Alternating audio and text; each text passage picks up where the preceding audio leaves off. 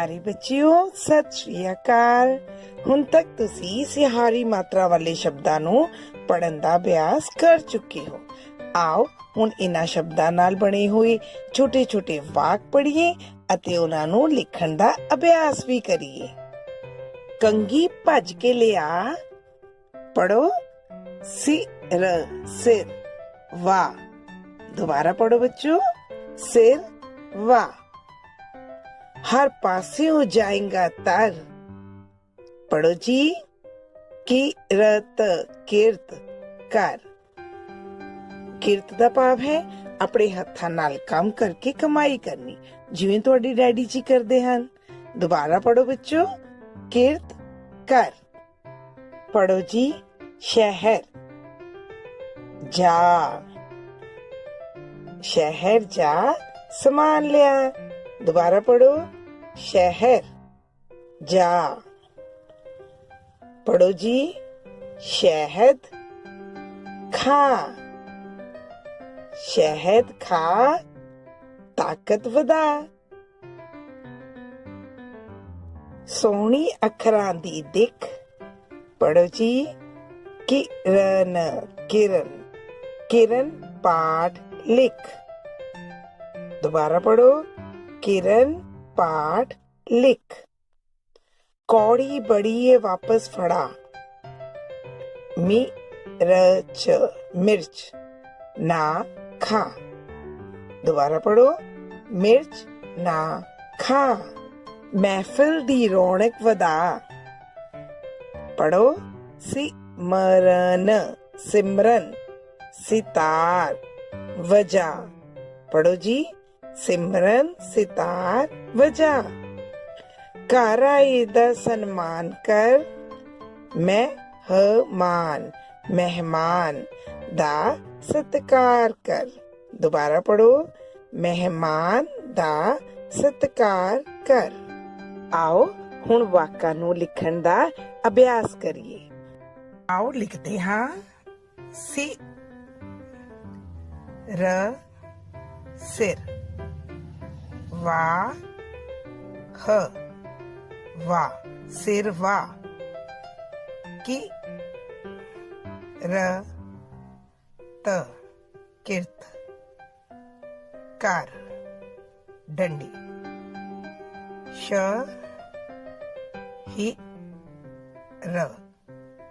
शहर जा, शहर जा।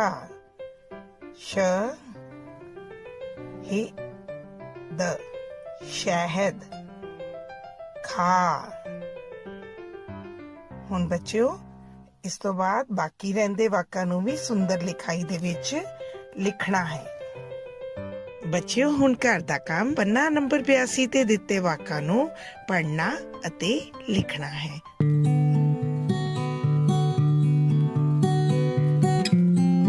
ਪਿਆਰੇ ਬੱਚਿਓ, ਸਤਿ ਸ੍ਰੀ ਅਕਾਲ। ਬੱਚਿਓ, ਹੁਣ ਤੱਕ ਆਪਾਂ ਹੱਥ ਦੀਆਂ ਉਂਗਲਾਂ ਨਾਲ 10 ਦਾ ਜੋੜ ਤੋੜ ਸਿੱਖ ਲਿਆ ਹੈ। ਅੱਜ ਆਪਾਂ ਸਲਾਈਡਿੰਗ ਕਾਰਡ ਦੇ ਨਾਲ ਇਸ ਸਮਝ ਨੂੰ ਹੋਰ ਪੱਕਾ ਕਰਾਂਗੇ। ਚਲੋ ਸ਼ੁਰੂ ਕਰਦੇ ਹਾਂ। ਬੱਚਿਓ, ਚਲੋ ਅੱਜ ਆਪਾਂ ਇਸ ਕਾਰਡ ਤੇ ਦਿੱਤੀਆਂ ਬਿੰਦੀਆਂ ਨੂੰ ਗਿਣਨਾ ਸਿੱਖੀਏ। ਇਸ ਕਾਰਡ ਦੇ ਉੱਪਰ ਆਪਾਂ ਨੂੰ ਕੁਝ ਬਿੰਦੀਆਂ ਦਿਖਾਈ ਦੇ ਰਹੀਆਂ ਹਨ। ਕੁਝ ਬਿੰਦੀਆਂ ਸਲਾਈਡਿੰਗ ਕਾਰਡ ਦੇ ਹੇਠਾਂ ਹਨ, ਕੁਝ ਬਿੰਦੀਆਂ ਕਾਰਡ ਦੇ ਬਾਹਰ। ਜੋ ਬਿੰਦੀਆਂ ਕਾਰਡ ਦੇ ਹੇਠਾਂ ਹਨ ਉਹਨਾਂ ਨੂੰ ਆਪਾਂ ਇਸ ਕਾਰਡ ਦੇ ਉੱਪਰ, ਅਤੇ ਜੋ ਬਿੰਦੀਆਂ ਕਾਰਡ ਦੇ ਬਾਹਰ ਹਨ ਉਹਨਾਂ ਨੂੰ ਆਪਾਂ ਇਸ ਕਾਰਡ ਦੇ ਉੱਪਰ ਲਿਖਾਂਗੇ। ਬੱਚਿਓ, ਸਭ ਤੋਂ ਪਹਿਲਾਂ ਤੁਸੀਂ ਇਸ ਕਾਰਡ ਨੂੰ ਦੇਖੋ। ਇਸ ਤੇ ਤੁਹਾਨੂੰ ਕਿੰਨੀਆਂ ਬਿੰਦੀਆਂ ਨਜ਼ਰ ਆ ਰਹੀਆਂ ਹਨ? ਇਸ ਤੇ 10 ਬਿੰਦੀਆਂ ਹਨ। ਇਹ ਸਾਰੀਆਂ ਬਿੰਦੀਆਂ ਕਾਰਡ ਦੇ ਬਾਹਰ ਹਨ। ਕਾਰਡ ਦੇ ਹੇਠਾਂ ਕੋਈ ਬਿੰਦੀ ਨਹੀਂ ਹੈ। ਕੋਈ ਨਹੀਂ ਦੇ ਲਈ ਅਸੀਂ 0 ਲਿਖਦੇ ਹਾਂ। ਕਾਰਡ ਦੇ ਹੇਠਾਂ 0। ਕਾਰਡ ਦੇ ਬਾਹਰ 10 ਬਿੰਦੀਆਂ। 0 ਜੋੜ 10 ਬਰਾਬਰ 10। ਬੱਚਿਓ, ਇਸ ਕਾਰਡ ਨੂੰ ਦੇਖੋ। ਇਸ ਕਾਰਡ ਦੇ ਬਾਹਰ ਕਿੰਨੀਆਂ ਬਿੰਦੀਆਂ ਹਨ? 8 ਬਿੰਦੀਆਂ। ਕਾਰਡ ਦੇ ਹੇਠਾਂ ਕਿੰਨੀਆਂ ਬਿੰਦੀਆਂ ਹਨ?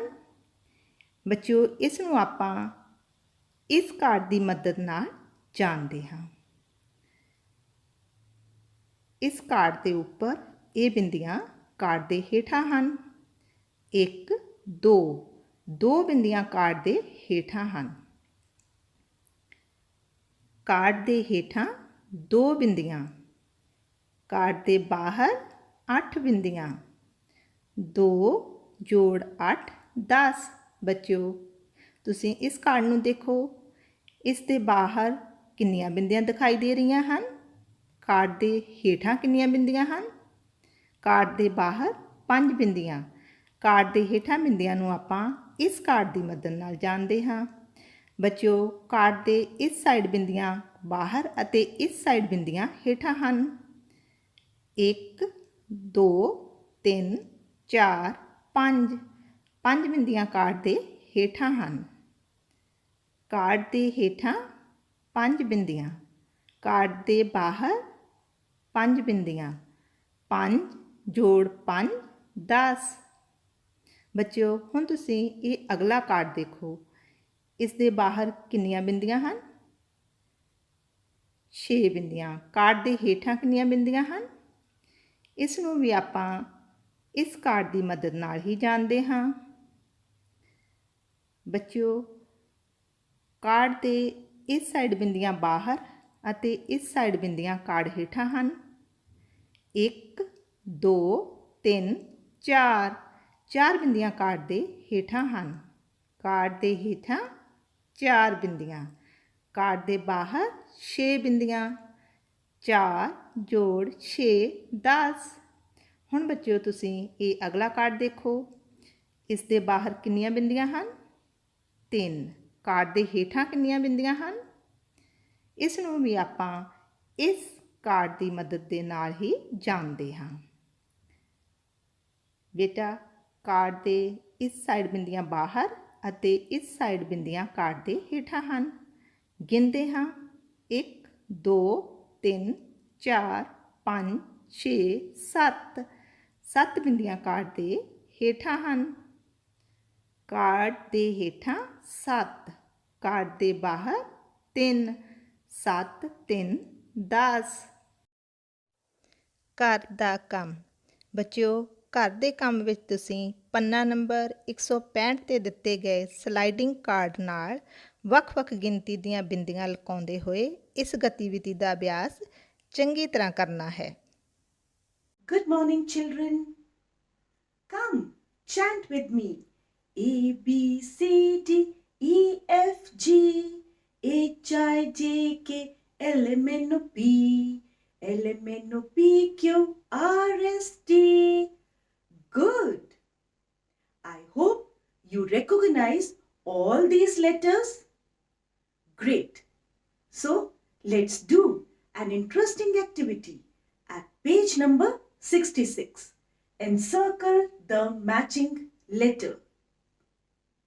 I'm sure you will enjoy it. Come. Look here, Gopal. This letter is F for fish. very good. F for fish. We are given 4 options. Now you will find out the same letter. F for fish. For this, you will read all the 4 options. Read them. E T I F. Which is the same letter? F. F. Encircle it. Very good. F. F. Now we'll move to the next question. So read out this letter. D G goat. Very good. Now read out 4 options. C G L T. Which is the same letter, Gopal? G G. Very good. Encircle it. Good. G G. Let's revise. F F. G G. Very good. Look here, I have another set for you. B, the dog. Very good. Read out all the 4 options and find the same letter. B, O, P, D. So, which letter matches D? D, D. Very good. Encircle it.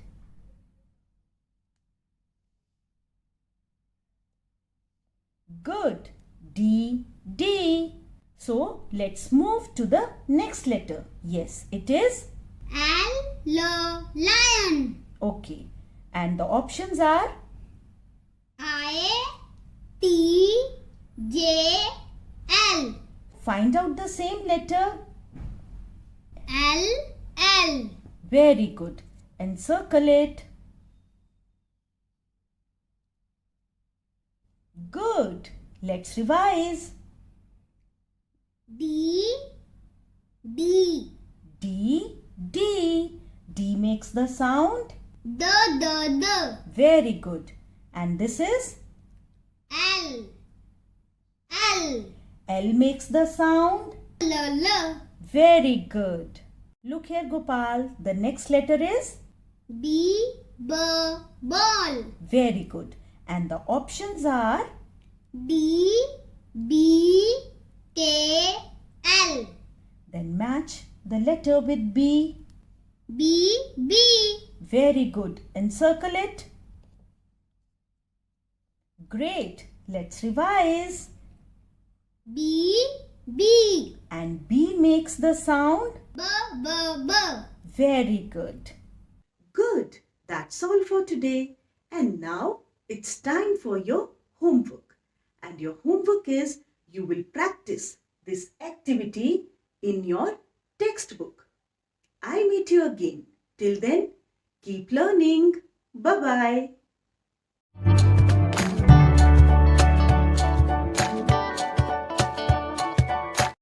ਸਤਿ ਸ਼੍ਰੀ ਅਕਾਲ ਪਿਆਰੇ ਬੱਚਿਓ, ਅੱਜ ਦੀ ਜਮਾਤ ਵਿੱਚ ਤੁਹਾਡਾ ਸਵਾਗਤ ਹੈ।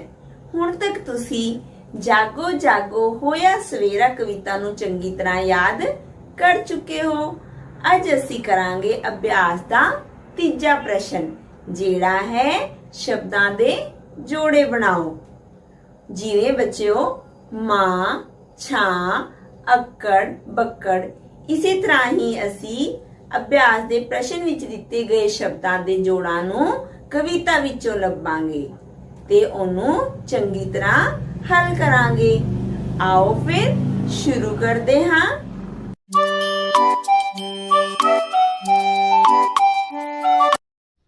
पहला शब्द है सवेरा।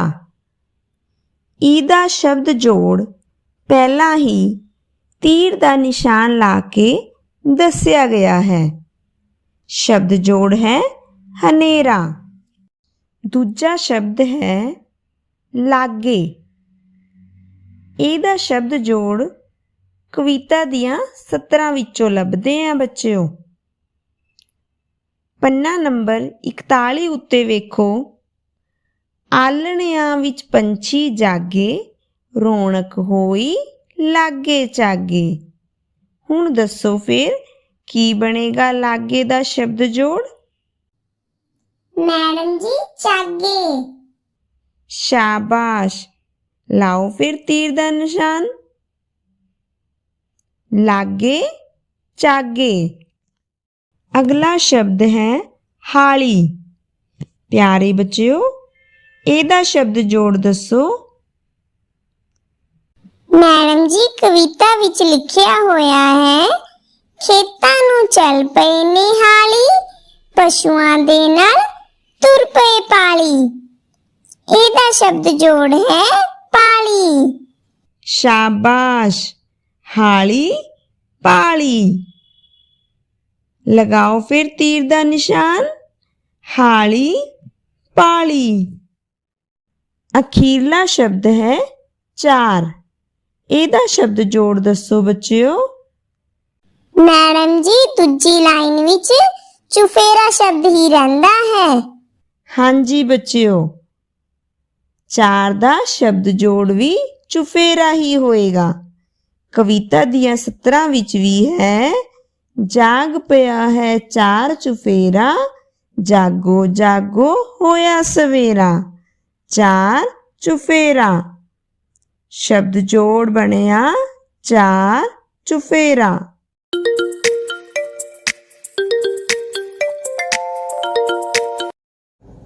ਹੁਣ ਬਾਰੀ ਹੈ ਘਰ ਦੇ ਕੰਮ ਦੀ।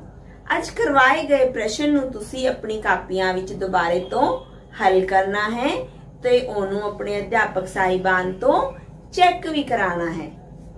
ਧੰਨਵਾਦ ਬੱਚਿਓ। ਪਿਆਰੇ ਬੱਚਿਓ, ਅੱਜ ਅਸੀਂ ਤੁਹਾਡੀ ਕਿਤਾਬ ਦੇ ਪੰਨਾ ਨੰਬਰ 74 ਤੇ ਦਿਮਾਗੀ ਕਸਰਤ ਨੂੰ ਹੱਲ ਕਰਾਂਗੇ। ਆਓ ਕਰੀਏ ਪਿਆਰੇ ਬੱਚਿਓ। ਪਿਆਰੇ ਬੱਚਿਓ, ਇਸ ਤੇ ਇੱਕ ਸੰਖਿਆ ਲਿਖੀ ਹੋਈ ਹੈ। ਆਓ ਦੇਖੀਏ ਕਿਹੜੀ ਸੰਖਿਆ ਹੈ। ਧਿਆਨ ਨਾਲ ਦੇਖੋ ਬੱਚਿਓ, ਇਹ ਹੈ 9। ਹੁਣ ਅਸੀਂ ਉੱਪਰ ਤੋਂ ਹੇਠਾਂ ਵੱਲ 9 ਵਿੱਚ 6 ਜੋੜਾਂਗੇ। ਧਿਆਨ ਨਾਲ ਦੇਖੋ ਬੱਚਿਓ, 9 ਵਿੱਚ 6 ਜੋੜਨ ਤੇ ਕੀ ਉੱਤਰ ਪ੍ਰਾਪਤ ਹੋਏਗਾ? ਹਾਂਜੀ, 15। ਹੁਣ ਅਸੀਂ ਖੱਬੇ ਤੋਂ ਸੱਜੇ ਪਾਸੇ ਵੱਲ ਘਟਾਓ ਕਰਾਂਗੇ। ਧਿਆਨ ਨਾਲ ਦੇਖੋ ਬੱਚਿਓ, 10 ਵਿੱਚੋਂ 5 ਘਟਾਉਣ ਤੇ 5 ਉੱਤਰ ਪ੍ਰਾਪਤ ਹੋਇਆ। ਧਿਆਨ ਨਾਲ ਦੇਖੋ ਪਿਆਰੇ ਬੱਚਿਓ, 10 ਵਿੱਚੋਂ 5 ਘਟਾਉਣ ਤੇ 5 ਉੱਤਰ ਪ੍ਰਾਪਤ ਹੋਇਆ। ਧਿਆਨ ਨਾਲ ਦੇਖੋ ਬੱਚਿਓ, ਉੱਪਰ ਤੋਂ ਹੇਠਾਂ ਵੱਲ 9 ਵਿੱਚੋਂ 6 ਘਟਾਉਣ ਤੇ 3 ਉੱਤਰ ਪ੍ਰਾਪਤ ਹੋਇਆ। ਹੁਣ ਅਸੀਂ ਖੱਬੇ ਤੋਂ ਸੱਜੇ ਪਾਸੇ ਵੱਲ ਜੋੜ ਕਰਾਂਗੇ। 3 ਵਿੱਚ 3 ਜੋੜਨ ਤੇ 6 ਉੱਤਰ ਪ੍ਰਾਪਤ ਹੋਏਗਾ।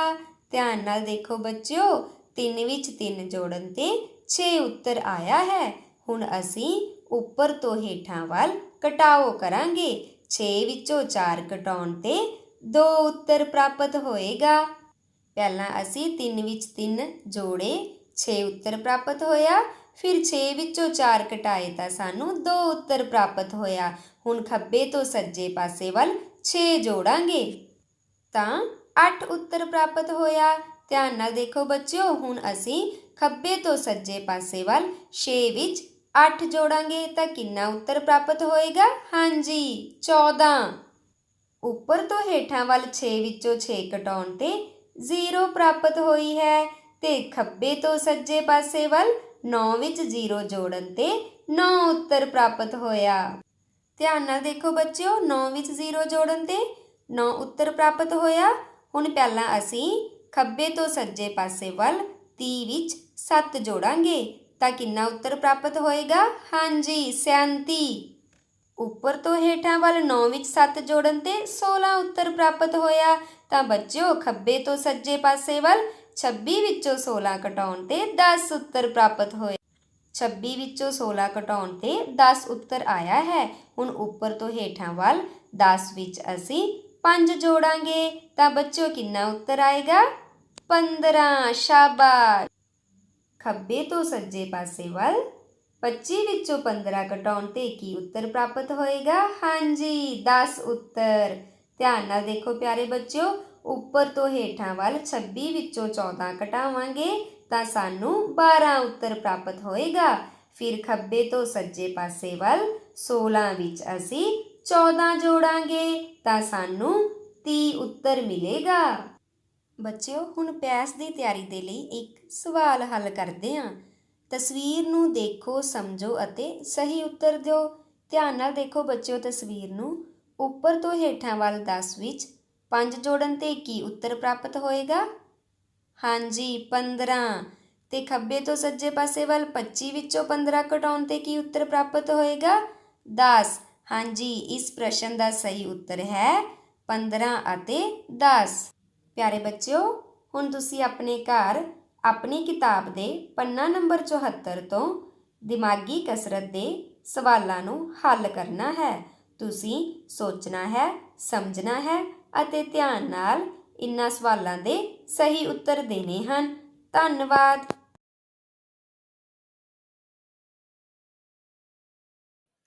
Hello dear children, today we are going to do something very interesting. I know all of you like drawing very much. Today we are going to draw pictures for the given words. Children, open your textbooks at page number 57. We will read the given words one by one and draw pictures for the words. Here is our first word. Come on, read it. Ma'am, it is bat. Yes, you are right. Children, look here. We play with a bat. Now draw the picture of a bat in your textbooks like this. Now let's read the next word. Ma'am, it is bit. Children, you can see so many bits of paper. Bit means a piece of something. Now draw the picture of a bit of paper. Children, let's move to the next word. Ma'am, the next word is fan. That's very good. Children, you know a fan gives us air. Let's draw the picture of a fan. Yes, like this. Now read the next word. Ma'am, it is fin. Children, a fish has fins. Now draw like this. Here is our next word. Children, read this word. Ma'am, it is tap. Yes, you are right. Now draw the picture of a tap. Let's move to the next word. Ma'am, the next word is tip. That's good. Look, children, the tip of this pencil is very sharp. Come on, draw the picture of a tip. Yes, like this in your textbooks. Here is our next word. Ma'am, it is hat. Very good. Look, the boy is wearing a hat. Now draw the picture of a hat. Children, read the next word. Ma'am, it is hit. Yes, you are right. Look, the boy is hitting the ball. Now draw the picture. Yes, like this in your textbooks. Now read the next word. Ma'am, the next word is pen. Children, we write with a pen. Now draw its picture. Yes, that's very good. And our last word is pin. Come on, draw the picture in your textbooks. Dear children, now it's time to note down your homework. Note down these words and draw the pictures in your notebooks. ਸਵਾਗਤ ਜ਼ਿੰਦਗੀ। ਪਿਆਰੇ ਬੱਚਿਓ, ਹੁਣ ਤੱਕ ਆਪਾਂ ਪਾਠ 4 ਘਰ, school ਅਤੇ ਮੇਰੇ ਪਿੰਡ ਤਹਿਤ ਘਰ ਅਤੇ ਸਕੂਲ ਨਾਲ ਪਿਆਰ, ਪਿੰਡ ਨਾਲ ਪਿਆਰ ਬਾਰੇ ਗੱਲਬਾਤ ਕਰ ਚੁੱਕੇ ਹਾਂ। ਆਓ ਹੁਣ ਆਪਾਂ ਤੁਹਾਡੇ ਪਿੰਡ ਬਾਰੇ ਗੱਲਬਾਤ ਕਰਦੇ ਹਾਂ। ਪਿਆਰੇ ਬੱਚਿਓ, ਇਹ ਦੱਸੋ ਤੁਹਾਡੇ ਪਿੰਡ ਦਾ ਕੀ ਨਾਂ ਹੈ? ਮਾਸਟਰ ਜੀ, ਮੇਰੇ ਪਿੰਡ ਦਾ ਨਾਂ ਚਲੈਲਾ ਹੈ। ਬਿਲਕੁਲ ਸਹੀ ਦੱਸਿਆ। ਹੁਣ ਇਹ ਦੱਸੋ ਤੁਹਾਡਾ ਪਿੰਡ ਕਿਹੋ ਜਿਹਾ ਹੈ? ਮਾਸਟਰ ਜੀ, ਸਾਡਾ ਪਿੰਡ ਬਹੁਤ ਸੋਹਣਾ ਹੈ। ਬਿਲਕੁਲ ਸਹੀ, ਤੁਹਾਡਾ ਪਿੰਡ ਬਹੁਤ ਸੋਹਣਾ ਹੈ। ਹੁਣ ਇਹ ਦੱਸੋ ਕਿ ਤੁਹਾਡੇ ਪਿੰਡ ਦੇ ਲੋਕ ਕੀ ਆਪਸ ਵਿੱਚ ਲੜਦੇ ਹਨ? ਨਹੀਂ ਮਾਸਟਰ ਜੀ, ਅਸੀਂ ਸਾਰੇ ਮਿਲ ਜੁਲ ਕੇ ਰਹਿੰਦੇ ਹਾਂ। ਬਿਲਕੁਲ ਸਹੀ, ਲੜਨਾ ਬਹੁਤ ਬੁਰੀ ਗੱਲ ਹੈ। ਸਾਨੂੰ ਹਮੇਸ਼ਾ ਪਿਆਰ ਨਾਲ ਰਹਿਣਾ ਚਾਹੀਦਾ ਹੈ। ਹੁਣ ਇਹ ਦੱਸੋ ਤੁਹਾਡੇ ਮੁਹੱਲੇ ਵਿੱਚ ਤੁਹਾਡੇ ਦੋਸਤ ਕਿਹੜੇ-ਕਿਹੜੇ ਹਨ? ਮਾਸਟਰ ਜੀ, ਮੇਰੀ ਸਹੇਲੀਆਂ ਯੂਨਾਈਸ, ਰੀਦਮ, ਸਰਗੁਣ ਅਤੇ ਸ਼੍ਰੇਆ ਹਨ। ਮਾਸਟਰ ਜੀ, ਸਕਸ਼ਮ, ਰੂਹਾਨ, ਆਰਵ ਮੇਰੇ ਦੋਸਤ ਹਨ। ਹੁਣ ਇਹ ਦੱਸੋ, ਤੁਹਾਡੇ ਪਿੰਡ ਦੇ ਲੋਕ ਪੜ੍ਹਨ ਦਾ ਸ਼ੌਂਕ ਰੱਖਦੇ ਹਨ ਜਾਂ ਨਹੀਂ? ਤੇ ਇਹ ਵੀ ਦੱਸੋ ਕਿ ਪੜ੍ਹਨਾ ਚੰਗੀ ਗੱਲ ਹੈ ਕਿ ਬੁਰੀ? ਹਾਂਜੀ ਮਾਸਟਰ ਜੀ, ਸਾਡੇ ਪਿੰਡ ਦੇ ਲੋਕ ਪੜ੍ਹਨ ਦਾ ਸ਼ੌਂਕ ਰੱਖਦੇ ਹਨ। ਪੜ੍ਹਨਾ ਚੰਗੀ ਗੱਲ ਹੈ। ਤੁਸੀਂ ਬੱਚਿਓ ਮੇਰੇ ਸਾਰੇ ਸਵਾਲਾਂ ਦਾ ਜਵਾਬ ਬਹੁਤ ਵਧੀਆ ਦੇ ਰਹੇ ਹੋ। ਹੁਣ ਅੱਛਾ ਇਹ ਦੱਸੋ ਕਿ ਕਿਹੜਾ ਪਿੰਡ ਚੰਗਾ ਹੁੰਦਾ ਹੈ, ਪੜ੍ਹਨ ਵਾਲੇ ਲੋਕਾਂ ਦਾ ਕਿ ਲੜਨ ਵਾਲੇ ਲੋਕਾਂ ਦਾ? ਮਾਸਟਰ ਜੀ, ਪੜ੍ਹਨ ਵਾਲੇ ਲੋਕਾਂ ਦਾ। ਬਿਲਕੁਲ ਸਹੀ, ਪੜ੍ਹਨ ਵਾਲੇ ਲੋਕਾਂ ਦਾ। ਅੱਛਾ ਮੈਨੂੰ ਹੁਣ ਇੱਕ ਗੱਲ ਦੱਸੋ, ਜੇ ਅਚਾਨਕ ਤੁਹਾਡਾ ਪਿੰਡ ਬਦਲ ਦਈਏ ਤਾਂ ਤੁਹਾਨੂੰ ਕਿਵੇਂ ਲੱਗੇਗਾ?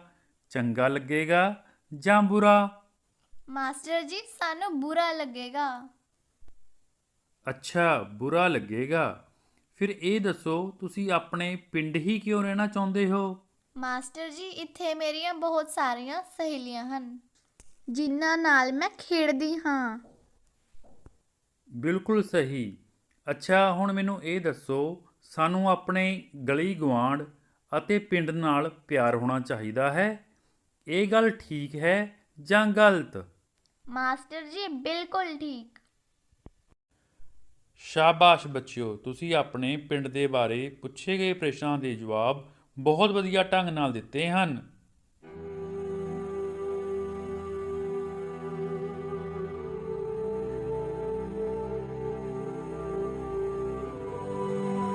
ਪਿਆਰੇ ਬੱਚਿਓ, ਹੁਣ ਤੁਸੀਂ ਵੀ ਆਪਣੇ ਪਿੰਡ ਨੂੰ ਇੱਕ ਸਾਫ਼ ਸੁਥਰਾ ਆਦਰਸ਼ ਪਿੰਡ ਬਣਾਉਣਾ ਹੈ।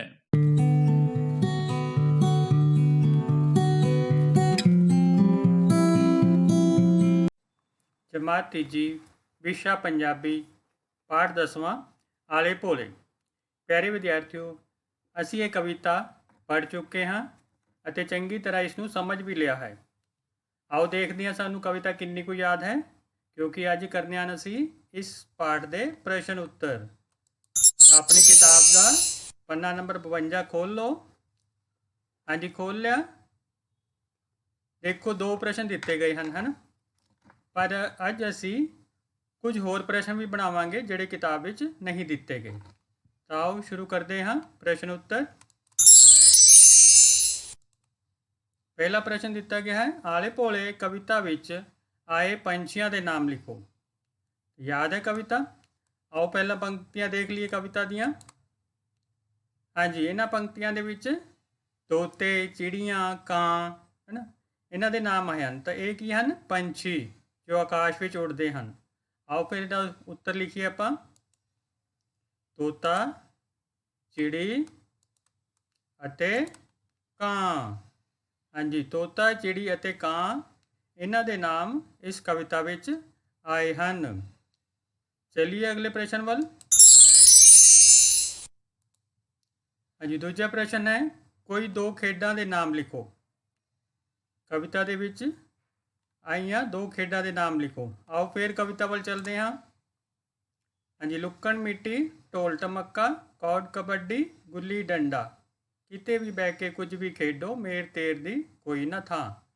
ਹਾਂਜੀ, ਇਹਨਾਂ ਵਿੱਚ ਕਈ ਖੇਡਾਂ ਦੇ ਨਾਮ ਆਏ ਹਨ। ਲੁੱਕਣ ਮਿੱਟੀ, ਕੌਡ ਕਬੱਡੀ, ਗੁੱਲੀ ਡੰਡਾ, ਜਿਹੜੀਆਂ ਵੀ ਤੁਹਾਨੂੰ ਪਸੰਦ ਹਨ ਉਹ 2 ਖੇਡਾਂ ਤੁਸੀਂ ਲਿਖ ਸਕਦੇ ਹੋ। ਆਓ ਫਿਰ ਲਿਖੀਏ, ਲੁੱਕਣ ਮਿੱਟੀ ਅਤੇ ਗੁੱਲੀ ਡੰਡਾ। ਚਲਦੇ ਹਾਂ ਅਗਲੇ ਪ੍ਰਸ਼ਨ ਵੱਲ, ਜੋ ਤੁਹਾਡੀ ਕਿਤਾਬ ਵਿੱਚ ਨਹੀਂ ਹੈ ਪਰ ਅਸੀਂ ਬਣਾਇਆ ਹੈ। ਹਾਂਜੀ, ਪ੍ਰਸ਼ਨ ਨੰਬਰ 3 ਹੈ, ਕਵਿਤਾ ਵਿੱਚ ਕਿਸ ਨੂੰ ਬੁਲਾਇਆ ਜਾ ਰਿਹਾ ਹੈ? ਚਲੋ ਫਿਰ ਚਲਦੇ ਹਾਂ ਕਵਿਤਾ ਵੱਲ। ਆ ਜਾ ਤੂੰ ਵੀ ਗੋਰੀ ਗਾਂ, ਸਭ ਲਈ ਇੱਥੇ ਖੁੱਲੀ ਥਾਂ। ਹਾਂਜੀ, ਕਿਸ ਨੂੰ ਬੁਲਾਇਆ ਜਾ ਰਿਹਾ ਹੈ? ਗੋਰੀ ਗਾਂ ਨੂੰ। ਤਾਂ ਇਸ ਦਾ ਉੱਤਰ ਆਪਾਂ ਕਿਵੇਂ ਲਿਖਾਂਗੇ? ਕਵਿਤਾ ਵਿੱਚ ਗੋਰੀ ਗਾਂ ਨੂੰ ਬੁਲਾਇਆ ਜਾ ਰਿਹਾ ਹੈ। ਚਲੋ ਚਲਦੇ ਹਾਂ ਅਗਲੇ ਪ੍ਰਸ਼ਨ ਵੱਲ। ਕਵਿਤਾ ਵਿੱਚ ਸਾਰੇ ਮੁਲਕ ਯਾਨੀ ਕਿ ਦੇਸ਼ ਦੀ ਕਲਪਨਾ ਕਿਸ ਰੂਪ ਵਿੱਚ ਕੀਤੀ ਗਈ ਹੈ? ਆਓ ਫਿਰ ਇੱਕ ਵਾਰ ਫਿਰ ਕਵਿਤਾ ਵੱਲ ਚੱਲਦੇ ਹਾਂ।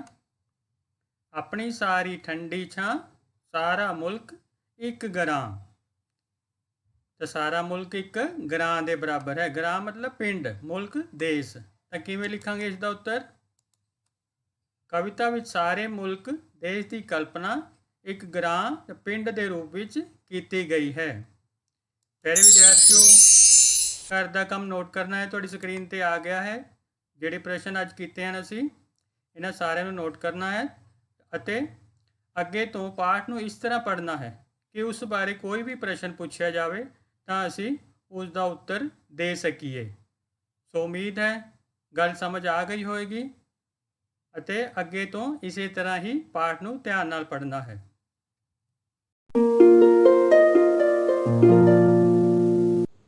ਸਤਿ ਸ਼੍ਰੀ ਅਕਾਲ ਪਿਆਰੇ ਬੱਚਿਓ, ਮੈਨੂੰ ਪੂਰੀ ਉਮੀਦ ਹੈ ਕਿ ਤੁਹਾਡੀ ਪੰਜਾਬ ਅਚੀਵਮੈਂਟ ਸਰਵੇ ਦੀ ਤਿਆਰੀ ਬਹੁਤ ਵਧੀਆ ਚੱਲ ਰਹੀ ਹੈ। ਇਸ ਨੂੰ ਨਿਰੰਤਰਨ ਜਾਰੀ ਰੱਖਦਿਆਂ ਹੋਇਆਂ ਅੱਜ ਆਪਾਂ 2 ਅਤੇ 5 ਦੇ ਗੁਣਜ ਸਿੱਖਾਂਗੇ। ਬੱਚਿਓ, 2 ਦਾ ਪਹਾੜਾ ਤੁਸੀਂ ਪਹਿਲਾਂ ਕਰ ਚੁੱਕੇ ਹੋ। ਅੱਜ ਆਪਾਂ 2 ਦੇ ਪਹਾੜੇ ਤੋਂ 2 ਦੇ ਗੁਣਜ ਸਿੱਖਾਂਗੇ।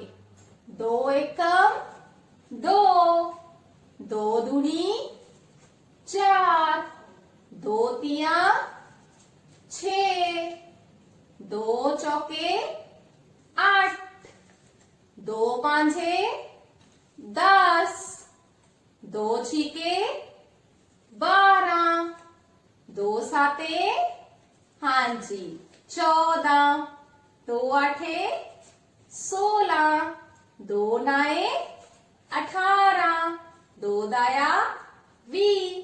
प्यारे बच्चों, इस तरह 2, 4, 6, 8, 10, 12, 14, 16, 18 ਅਤੇ 20 2 ਦੇ ਗੁਣਜ ਹਨ।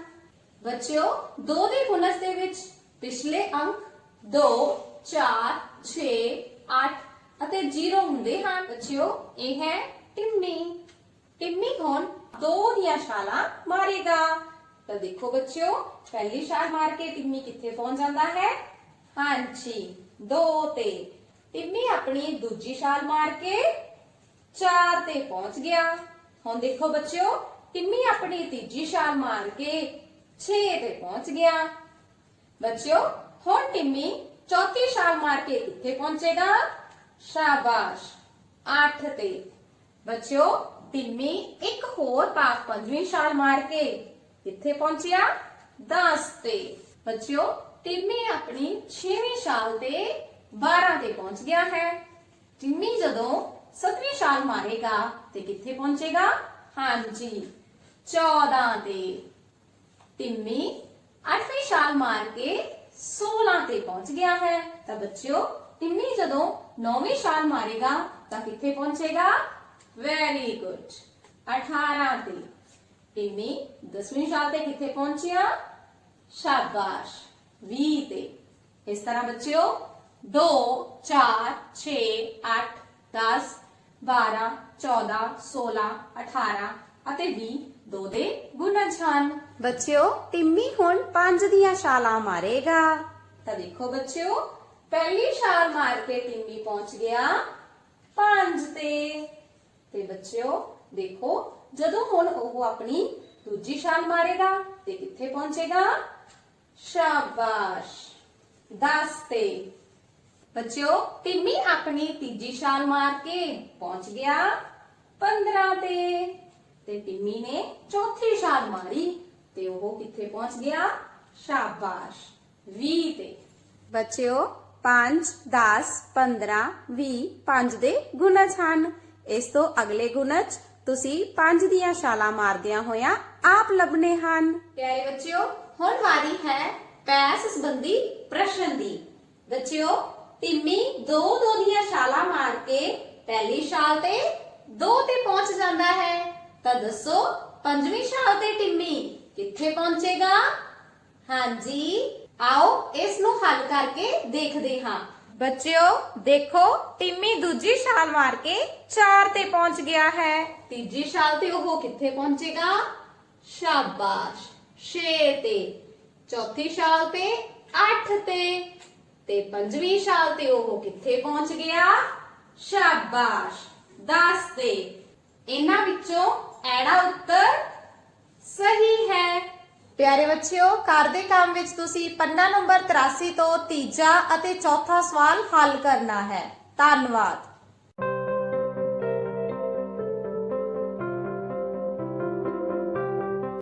Hello dear kids. Do you know who is he?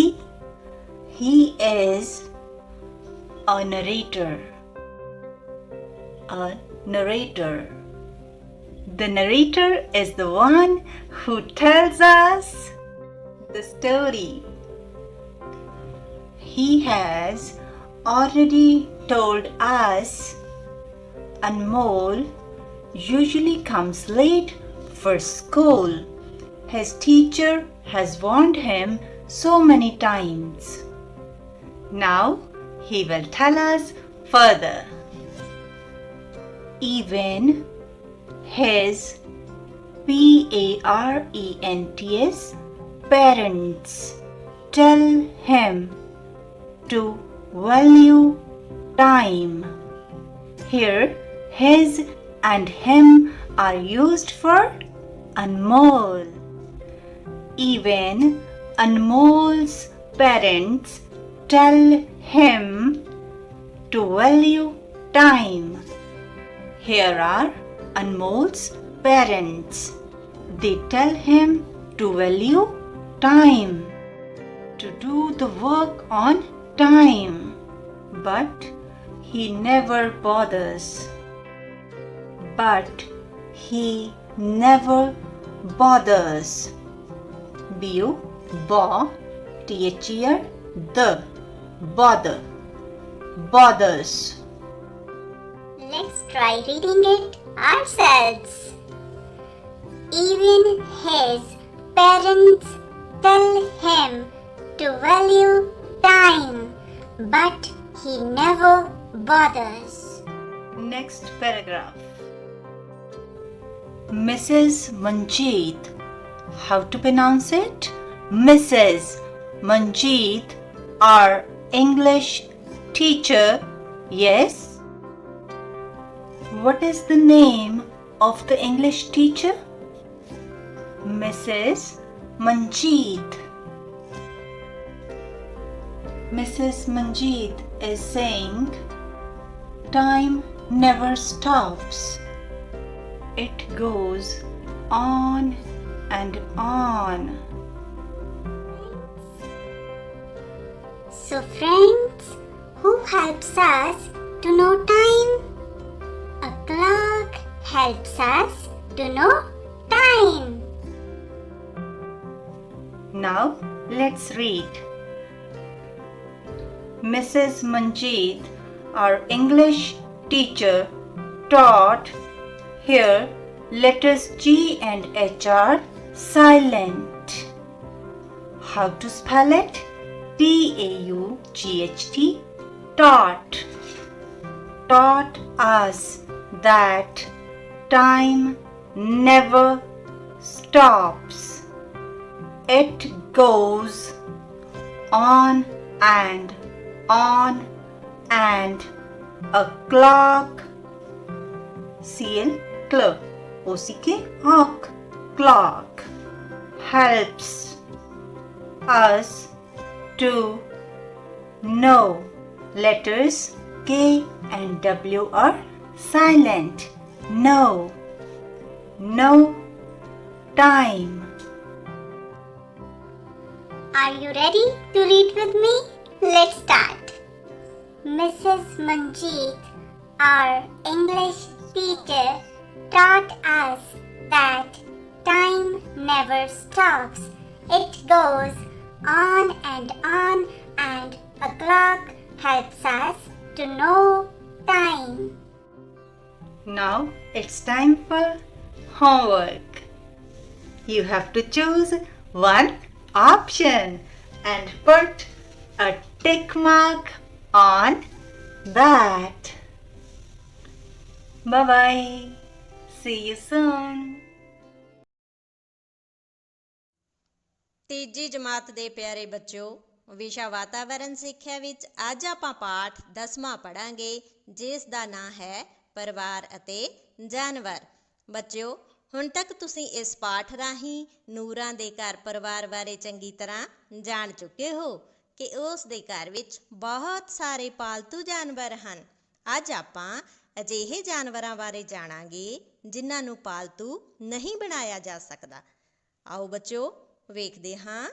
ਹਾਂਜੀ, ਵੇਖੋ ਬੱਚਿਓ, ਕੁਝ ਛੋਟੇ ਜਾਨਵਰ ਸਾਡੇ ਘਰਾਂ ਦੇ ਆਲੇ ਦੁਆਲੇ ਹੀ ਰਹਿੰਦੇ ਹਨ, ਜਿਵੇਂ ਕਾਕਰੋਚ, ਛਿਪਕਲੀ, ਚੂਹਾ ਆਦਿ। ਇਹ ਜਾਨਵਰ ਰਾਤ ਨੂੰ ਆਪਣੇ ਭੋਜਨ ਦੀ ਤਲਾਸ਼ ਵਿੱਚ ਸਾਡੇ ਘਰਾਂ ਵਿੱਚ ਆ ਜਾਂਦੇ ਹਨ। ਜਿਵੇਂ ਤੁਸੀਂ ਵੇਖਿਆ ਹੋਵੇਗਾ, ਛਿਪਕਲੀ, ਡੱਡੂ ਇਹ ਕੀੜੇ ਮਕੌੜੇ ਖਾਂਦੇ ਹਨ ਅਤੇ ਚੂਹੇ ਸਾਡਾ ਅਨਾਜ ਖਾ ਜਾਂਦੇ ਹਨ। ਬਾਕੀ ਬਹੁਤ ਸਾਰੇ ਵੱਡੇ ਜਾਨਵਰ ਜੰਗਲਾਂ ਵਿੱਚ ਹੀ ਰਹਿੰਦੇ ਹਨ, ਜਿਵੇਂ ਹਾਥੀ, ਹਿਰਨ, ਜ਼ੈਬਰਾ, ਬਾਘ ਆਦਿ। ਇਹਨਾਂ ਨੂੰ ਅਸੀਂ ਜੰਗਲੀ ਜਾਨਵਰ ਆਖਦੇ ਹਾਂ ਕਿਉਂਕਿ ਇਹ ਜੰਗਲਾਂ ਵਿੱਚ ਰਹਿੰਦੇ ਹਨ। ਬੱਚਿਓ, ਇਹ ਆਪਣੇ ਭੋਜਨ ਦੀ ਤਲਾਸ਼ ਆਪ ਕਰਦੇ ਨੇ। ਇਹਨਾਂ ਦਾ ਭੋਜਨ ਵੱਖੋ ਵੱਖਰਾ ਹੁੰਦਾ ਹੈ।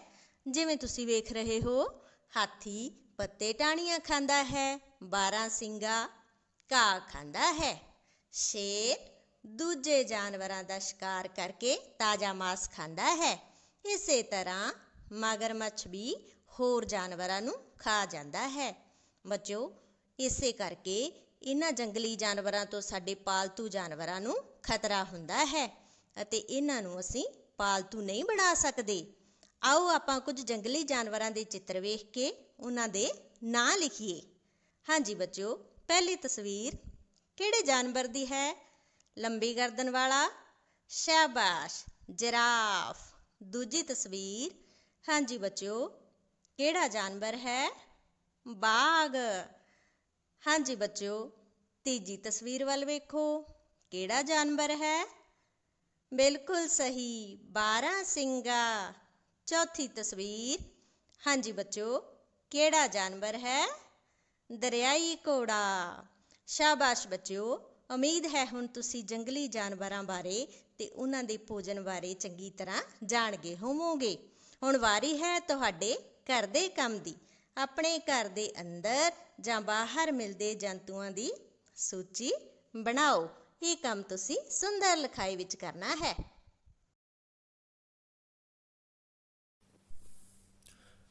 ਪਿਆਰੇ ਬੱਚਿਓ, ਸਤਿ ਸ਼੍ਰੀ ਅਕਾਲ।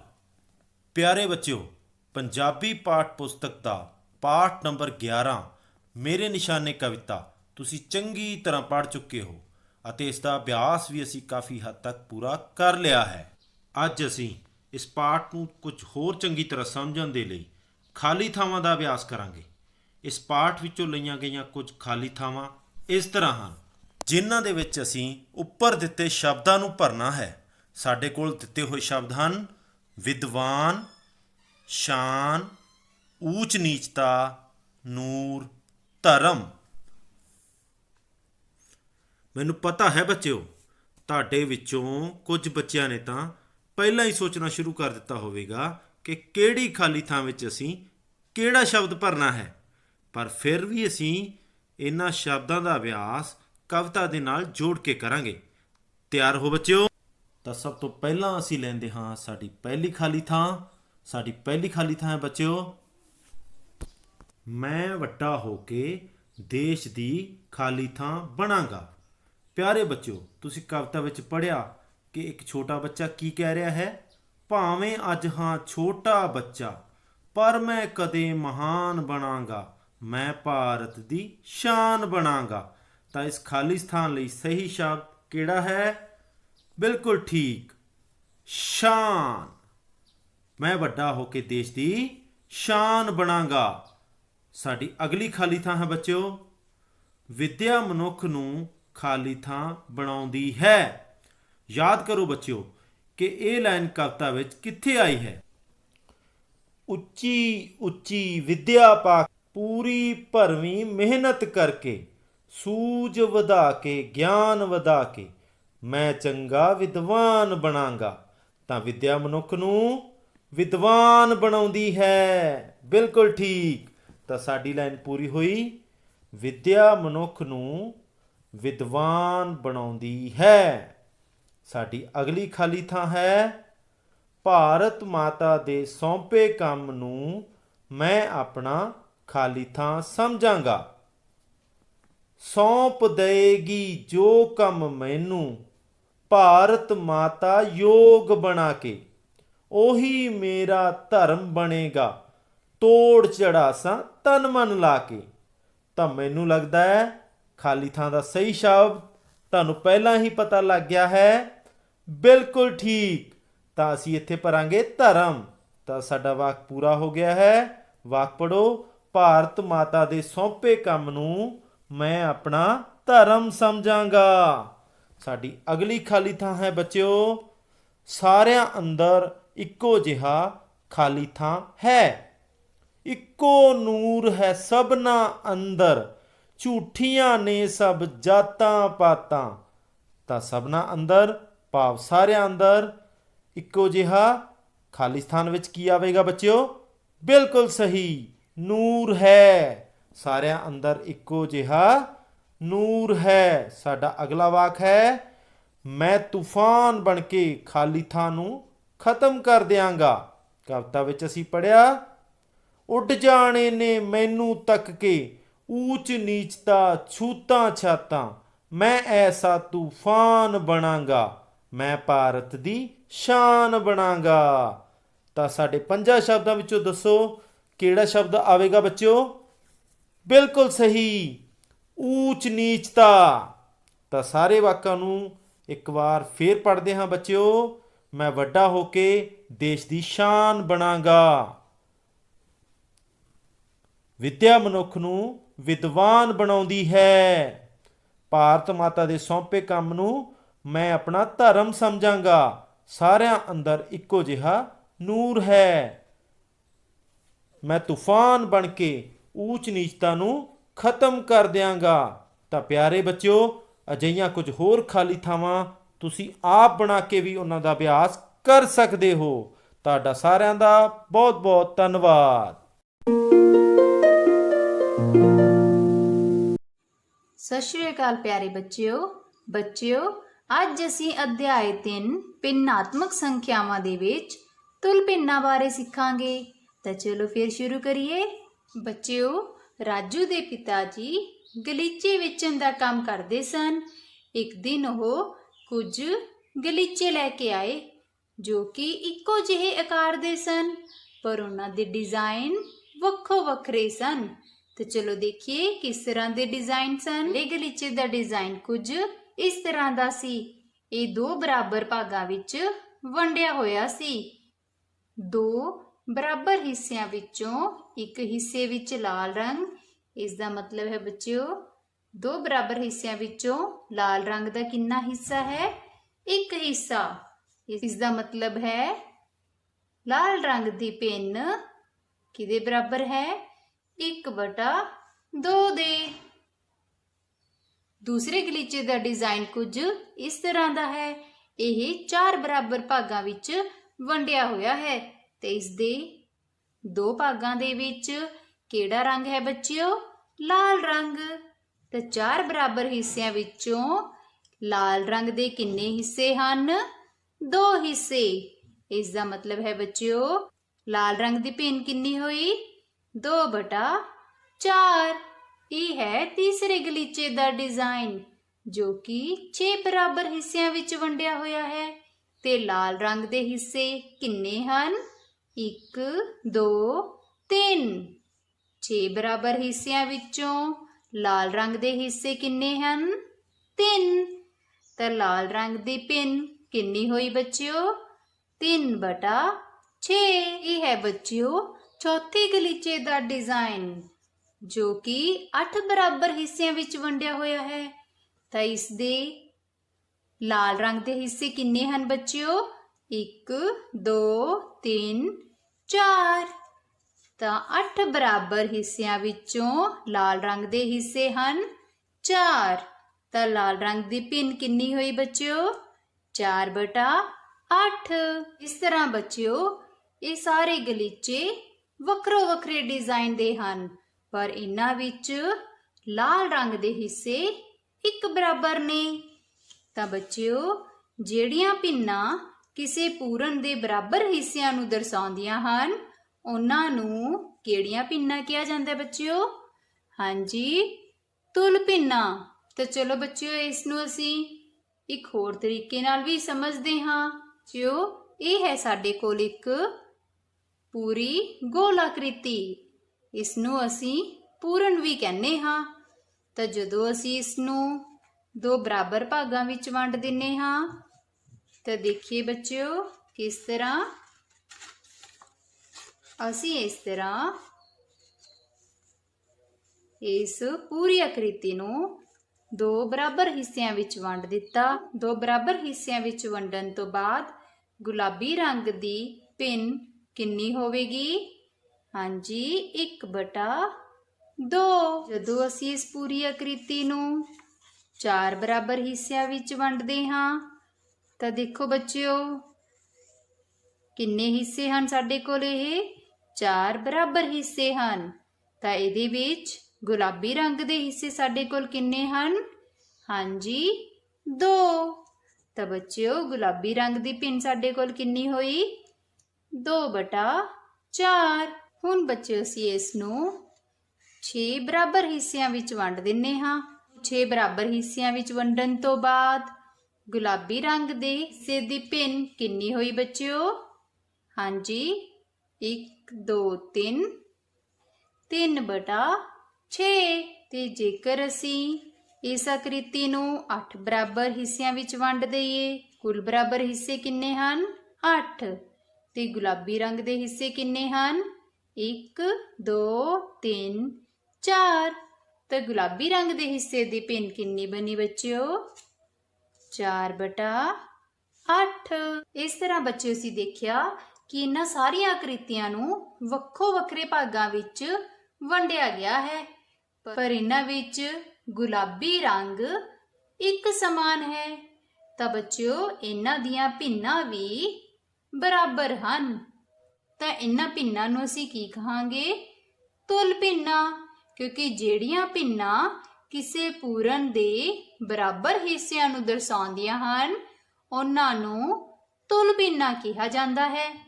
ਇਸ ਨੂੰ ਬੱਚੇ ਅਸੀਂ ਇਸ ਤਰੀਕੇ ਨਾਲ ਵੀ ਲਿਖ ਸਕਦੇ ਹਾਂ ਕਿ 1/2 ਬਰਾਬਰ ਹੈ 2/4 ਬਰਾਬਰ 3/6 ਬਰਾਬਰ 4/8। ਇਹ ਸਾਰੀਆਂ ਭਿੰਨਾਂ 1/2 ਭਿੰਨ ਦੇ ਬਰਾਬਰ ਹਨ। ਜੋ ਅੱਜ ਅਸੀਂ ਸਿੱਖਿਆ ਹੈ ਉਸੇ ਦੇ ਆਧਾਰਿਤ ਅਸੀਂ ਇੱਕ ਸਵਾਲ ਹੱਲ ਕਰਦੇ ਹਾਂ। ਤੇ ਚਲੋ ਦੇਖੋ, ਦਿੱਤੇ ਹੋਏ ਚਿੱਤਰ ਦੇ ਵਿੱਚ ਲਾਲ ਰੰਗ ਵਾਲੇ ਭਾਗ ਦੇ ਭਿੰਨ ਦੇ ਤੁਲ ਭਿੰਨ ਵਾਲਾ ਚਿੱਤਰ ਚੁਣੋ। ਸਾਨੂੰ ਕਿਹੜਾ ਇੱਥੇ ਚਿੱਤਰ ਦਿੱਤਾ ਹੋਇਆ ਬੱਚਿਓ? 2/4 ਭਿੰਨ ਵਾਲਾ। ਦੇਖੋ 2/4 ਭਿੰਨ ਦੀ ਤੁਲ ਭਿੰਨ ਵਾਲਾ ਗਲੀਚਾ ਕਿਹੜਾ ਹੋਵੇਗਾ ਇਹਨਾਂ ਚਾਰਾਂ ਵਿੱਚੋਂ? ਹਾਂਜੀ ਸੋਚੋ। ਬਿਲਕੁਲ ਠੀਕ, ਇਸ ਦਾ ਉੱਤਰ ਹੈ ਐੜਾ। ਚਲੋ ਦੇਖੀਏ ਕਿਵੇਂ। ਐੜੇ ਦੇ ਵਿੱਚ ਬੱਚਿਓ ਲਾਲ ਰੰਗ ਵਾਲੇ ਹਿੱਸੇ ਕਿੰਨੇ ਹਨ? 1 2 3। ਤਾਂ ਲਾਲ ਰੰਗ ਦੇ ਹਿੱਸੇ ਦੀ ਭਿੰਨ ਕਿੰਨੀ ਬਣੀ? 3/6, ਜੋ ਕਿ ਸਾਡੇ ਦਿੱਤੇ ਹੋਏ ਚਿੱਤਰ 2/4 ਦੀ ਤੁਲ ਭਿੰਨ ਹੈ। ਇਸ ਲਈ ਅਸੀਂ ਐੜੇ ਤੇ ਸਹੀ ਦਾ ਨਿਸ਼ਾਨ ਲਗਾਵਾਂਗੇ। ਇਸੇ ਤਰ੍ਹਾਂ ਬੱਚਿਓ ਤੁਸੀਂ ਵੱਖ-ਵੱਖ ਤਰ੍ਹਾਂ ਦੀਆਂ ਆਕ੍ਰਿਤੀਆਂ ਬਣਾ ਕੇ ਉਹਨਾਂ ਨੂੰ ਬਰਾਬਰ ਭਾਗਾਂ ਵਿੱਚ ਵੰਡ ਕੇ ਅਤੇ ਰੰਗਦਾਰ ਭਾਗਾਂ ਦੀ ਮਦਦ ਦੇ ਨਾਲ ਤੁਲ ਭਿੰਨਾਂ ਦਾ ਅਭਿਆਸ ਕਰਨਾ ਹੈ। ਤਾਂ ਫਿਰ ਮਿਲਦੇ ਹਾਂ ਬੱਚਿਓ। ਧੰਨਵਾਦ।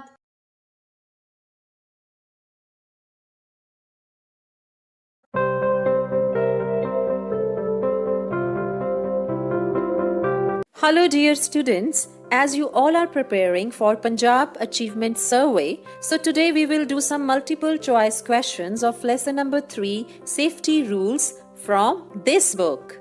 Okay, are you ready? Let's start. Which of the following is not a place? And your options are playground, library, shopping mall, traffic lights. Now students, tell me which is the correct option. Let's have a look. Playground. Students, playground is a place where all children play. Library. Yes, library is also a place where we can read books. Shopping mall. Yes, shopping mall is a place where we can do shopping. Traffic lights. No, traffic lights is not a place. So students, now tell me, which is the correct option? Yes, it's D, traffic lights. Traffic lights is not a place. Now students, let's read the next question. Raman is a small boy. Choose the incorrect option for Raman. Here students, you have to choose the option which is not correct for Raman. Okay? And your options are lazy, wise, smart, old. Now students, tell me, which is the incorrect option for Raman? Let's have a look. Students, Raman is a small boy, right? So we can use the word lazy for a boy. We can also use the word wise for a boy. Yes, of course, we can use the word smart for a boy. But students, we cannot use the word old for a boy. Right? So now tell me, which is the correct option? Yes, it's option D, old. Okay? Now students, let's read the next question. How many colors do you see in traffic lights? Your options are 5, 6, 2, 3. Now tell me, how many colors are there in traffic lights? Let's have a look. Okay? 5. Let's count. 1, 2, 3. There are 3 colors, not 5. 6. No, we have already counted that there are 3 colors. 2. No, there are 3 colors, not 2. 3. Yes, there are 3 colors. Now tell me, which is the correct option? Yes, it's option D, 3. There are 3 colors in traffic lights. Now students, let's read the next question. Traffic rules are to enjoy, waste time, make traffic jams, prevent road accidents. Yes, now tell me, which is the correct option? Let's have a look. Traffic rules are to enjoy? No. Traffic rules are to waste time? Not at all. Traffic rules are to make traffic jams? No. Traffic rules are to prevent road accidents? Yes, that's the right one. Now students, tell me, which is the correct option? Yes, it's option D, prevent road accidents. Traffic rules are to prevent road accidents. Dear students, I hope you have enjoyed the class, and now it's time for your homework. And your homework is to write these questions in the notebook. Okay, so give your best and have a nice day ahead. ਪਿਆਰੇ ਬੱਚਿਓ, ਕੀ ਤੁਸੀਂ ਜਾਣਦੇ ਹੋ ਕਿ ਤੰਦਰੁਸਤ ਦਿਮਾਗ ਤੰਦਰੁਸਤ ਸਰੀਰ ਵਿੱਚ ਹੀ ਨਿਵਾਸ ਕਰਦਾ ਹੈ। ਇਸ ਲਈ ਸਾਨੂੰ ਸਭ ਨੂੰ ਅਜਿਹਾ ਭੋਜਨ ਕਰਨਾ ਚਾਹੀਦਾ ਹੈ ਜਿਸ ਨਾਲ ਸਾਡੀ ਸਿਹਤ ਵਧੀਆ ਬਣੀ ਰਹੇ। ਬੱਚਿਓ, ਅੱਜ ਦਾ ਪਾਠ ਵੀ ਖਾਣ ਪੀਣ ਦੀਆਂ ਆਦਤਾਂ ਨਾਲ ਹੀ ਸੰਬੰਧਿਤ ਹੈ। ਪਾਠ ਦਾ ਨਾਂ ਹੈ ਚੰਗਾ ਖਾਈਏ ਸਿਹਤ ਬਣਾਈਏ। ਆਓ ਇਹ ਪਾਠ ਪੜ੍ਹਦੇ ਹਾਂ। ਅੱਜ ਮੌਸਮ ਬਹੁਤ ਵਧੀਆ ਸੀ। ਸਵੇਰ ਦੀ ਸਭਾ ਹੋ ਰਹੀ ਸੀ। ਅਚਾਨਕ ਰੋਜ਼ਾਨਾ ਵਾਲੀ ਕਸਰਤ ਕਰਦੇ ਹੋਏ ਰਮਨ ਜ਼ਮੀਨ ਤੇ ਡਿੱਗ ਪਈ। ਅਧਿਆਪਕ ਨੇ ਉਸ ਨੂੰ ਪਾਣੀ ਪਿਆਇਆ ਅਤੇ ਦਫ਼ਤਰ ਵਿੱਚ ਲਿਜਾ ਕੇ ਲੇਟਾ ਦਿੱਤਾ। ਉਹਨਾਂ ਨੇ ਉਸ ਨੂੰ ਖਾਣ ਲਈ ਬਿਸਕੁਟ ਵੀ ਦਿੱਤੇ। ਕੁਝ ਦੇਰ ਬਾਅਦ ਉਸ ਨੇ ਠੀਕ ਮਹਿਸੂਸ ਕੀਤਾ ਤੇ ਜਮਾਤ ਵਿੱਚ ਆ ਗਈ। ਆਓ ਅੱਗੇ ਪੜ੍ਹਦੇ ਹਾਂ ਕਿ ਜਮਾਤ ਵਿੱਚ ਆ ਕੇ ਬੱਚਿਆਂ ਅਤੇ ਅਧਿਆਪਕ ਵਿੱਚ ਕੀ ਗੱਲਾਂ ਹੋਈਆਂ। ਅਧਿਆਪਕ, ਰਮਨ, ਕੀ ਤੁਸੀਂ ਅੱਜ ਖਾਣਾ ਨਹੀਂ ਖਾ ਕੇ ਆਏ? ਰਮਨ, ਹਾਂਜੀ ਸਰ, ਮੈਂ ਕੁਝ ਦਿਨਾਂ ਤੋਂ ਠੀਕ ਨਹੀਂ ਹਾਂ। ਮੈਨੂੰ ਭੁੱਖ ਵੀ ਨਹੀਂ ਲੱਗਦੀ, ਇਸ ਲਈ ਮੈਂ ਅੱਜ ਖਾਣਾ ਨਹੀਂ ਖਾ ਕੇ ਆਈ। ਅਧਿਆਪਕ, ਬੇਟਾ, ਤੁਸੀਂ ਖਾਲੀ ਪੇਟ ਕਦੇ ਵੀ ਕੋਈ ਕੰਮ ਨਹੀਂ ਕਰ ਸਕਦੇ। ਭੋਜਨ ਨਾਲ ਹੀ ਸਾਡੇ ਸਰੀਰ ਨੂੰ ਕੰਮ ਕਰਨ ਲਈ ਊਰਜਾ ਮਿਲਦੀ ਹੈ। ਤੁਹਾਨੂੰ ਹਰ ਰੋਜ਼ ਪੱਤੇਦਾਰ ਸਬਜ਼ੀਆਂ ਖਾਣੀਆਂ ਚਾਹੀਦੀਆਂ ਹਨ ਅਤੇ ਦੁੱਧ ਵੀ ਪੀਣਾ ਚਾਹੀਦਾ ਹੈ। ਇਸ ਲਈ ਸਾਨੂੰ ਵੱਖ-ਵੱਖ ਪੋਸ਼ਕ ਤੱਤਾਂ ਵਾਲਾ ਭੋਜਨ ਖਾਣਾ ਚਾਹੀਦਾ ਹੈ। ਕਿਰਨ, ਸਰ, ਭੋਜਨ ਵਿਚਲੇ ਪੋਸ਼ਕ ਤੱਤ ਸਾਡੇ ਸਰੀਰ ਲਈ ਕੀ ਕੰਮ ਕਰਦੇ ਹਨ? ਅਧਿਆਪਕ, ਬੱਚਿਓ, ਭੋਜਨ ਵਿਚਲੇ ਪੋਸ਼ਕ ਤੱਤ ਸਾਡੇ ਸਰੀਰ ਵਿੱਚ 3 ਪ੍ਰਕਾਰ ਦੇ ਮੁੱਖ ਕੰਮ ਕਰਦੇ ਹਨ। ਆਓ ਉਹਨਾਂ ਬਾਰੇ ਜਾਣੀਏ। ਕਾਰਬੋਹਾਈਡਰੇਟਸ ਅਤੇ ਚਰਬੀ ਸਾਡੇ ਸਰੀਰ ਨੂੰ ਊਰਜਾ ਦਿੰਦੇ ਹਨ। ਪ੍ਰੋਟੀਨ ਸਰੀਰ ਦੇ ਵਾਧੇ ਵਿੱਚ ਮਦਦ ਕਰਦਾ ਹੈ। ਵਿਟਾਮਿਨ ਅਤੇ ਖਣਿਜ ਪਦਾਰਥ ਸਰੀਰ ਨੂੰ ਬਿਮਾਰੀਆਂ ਤੋਂ ਬਚਾਉਂਦੇ ਹਨ। ਸਮਝ ਗਏ ਬੱਚਿਓ? ਹਰਿੰਦਰ, ਭੋਜਨ ਸਾਡੇ ਸਰੀਰ ਲਈ ਇੰਨੇ ਸਾਰੇ ਕੰਮ ਕਰਦਾ ਹੈ, ਫਿਰ ਤਾਂ ਸਾਨੂੰ ਰੋਜ਼ ਖਾਣਾ ਖਾ ਕੇ ਹੀ ਸਕੂਲ ਆਉਣਾ ਚਾਹੀਦਾ ਹੈ। ਜੀ ਹਾਂ ਬੱਚਿਓ, ਤੁਸੀਂ ਵੀ ਹਰ ਰੋਜ਼ ਖਾਣਾ ਖਾ ਕੇ ਹੀ ਸਕੂਲ ਆਇਆ ਕਰੋ। ਆਓ ਬੱਚਿਓ, ਹੁਣ ਜੋ ਅਸੀਂ ਪੜ੍ਹਿਆ ਉਸ ਨਾਲ ਸੰਬੰਧਿਤ ਕੁਝ ਪ੍ਰਸ਼ਨ ਉੱਤਰ ਹੱਲ ਕਰੀਏ। ਪ੍ਰਸ਼ਨ ਨੰਬਰ 1, ਭੋਜਨ ਵਿੱਚ ਮੌਜੂਦ ਵੱਖ-ਵੱਖ ਪੋਸ਼ਕ ਤੱਤਾਂ ਦੇ ਨਾਂ ਲਿਖੋ। ਉੱਤਰ: ਕਾਰਬੋਹਾਈਡਰੇਟਸ, ਚਰਬੀ, ਪ੍ਰੋਟੀਨ, ਵਿਟਾਮਿਨ, ਖਣਿਜ ਪਦਾਰਥ ਆਦਿ। ਪ੍ਰਸ਼ਨ ਨੰਬਰ 2, ਕਾਰਬੋਹਾਈਡਰੇਟਸ ਅਤੇ ਚਰਬੀ ਸਰੀਰ ਨੂੰ ਕੀ ਦਿੰਦੇ ਹਨ? ਉੱਤਰ: ਕਾਰਬੋਹਾਈਡਰੇਟਸ ਅਤੇ ਚਰਬੀ ਸਰੀਰ ਨੂੰ ਊਰਜਾ ਦਿੰਦੇ ਹਨ। ਘਰ ਦਾ ਕੰਮ। ਬੱਚਿਓ, ਹੁਣ ਤੁਸੀਂ ਇਹਨਾਂ ਪ੍ਰਸ਼ਨ ਉੱਤਰਾਂ ਨੂੰ ਆਪਣੀ ਕਾਪੀ ਉੱਤੇ ਲਿਖਣਾ ਅਤੇ ਯਾਦ ਕਰਨਾ ਹੈ।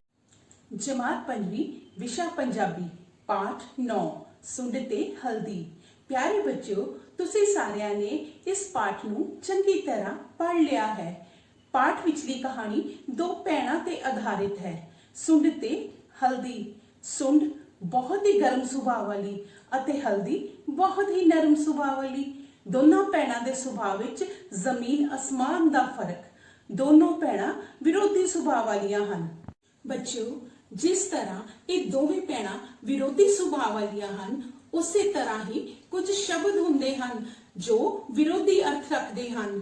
ਆਓ ਆਪਾਂ ਪਾਠ ਪੁਸਤਕ ਵਿੱਚ ਆਏ ਸ਼ਬਦ ਜੋੜਿਆਂ ਨੂੰ ਉਹਨਾਂ ਦੇ ਵਿਰੋਧੀ ਅਰਥਾਂ ਦੇ ਨਾਲ ਮਿਲਾਈਏ। ਪਿਆਰੇ ਬੱਚਿਓ, ਸਾਡੇ ਸਾਹਮਣੇ ਇੱਕ ਪਾਸੇ ਸ਼ਬਦ ਜੋੜੇ ਹਨ, ਦੂਸਰੇ ਪਾਸੇ ਇਹਨਾਂ ਸ਼ਬਦ ਜੋੜਿਆਂ ਦੇ ਵਿਰੋਧੀ ਅਰਥ ਲਿਖੇ ਹੋਏ ਹਨ। ਅਸੀਂ ਸਹੀ ਵਿਰੋਧੀ ਅਰਥ ਨੂੰ ਸ਼ਬਦ ਜੋੜੇ ਦੇ ਨਾਲ ਮਿਲਾਉਣਾ ਹੈ। ਸਾਡਾ ਪਹਿਲਾ ਸ਼ਬਦ ਜੋੜ ਹੈ ਨਿੱਕੀਆਂ ਨਿੱਕੀਆਂ। ਇਸ ਦਾ ਵਿਰੋਧੀ ਅਰਥ ਹੈ ਵੱਡੀਆਂ ਵੱਡੀਆਂ। ਨਿੱਕੀਆਂ ਨਿੱਕੀਆਂ ਗੇਂਦਾਂ, ਵੱਡੀਆਂ ਵੱਡੀਆਂ ਗੇਂਦਾਂ। ਹੁਣ ਚਲੋ ਦੇਖਦੇ ਹਾਂ ਪਾਠ ਵਿੱਚ ਇਹ ਸ਼ਬਦ ਜੋੜ ਕਿੱਥੇ ਆਏ ਹਨ।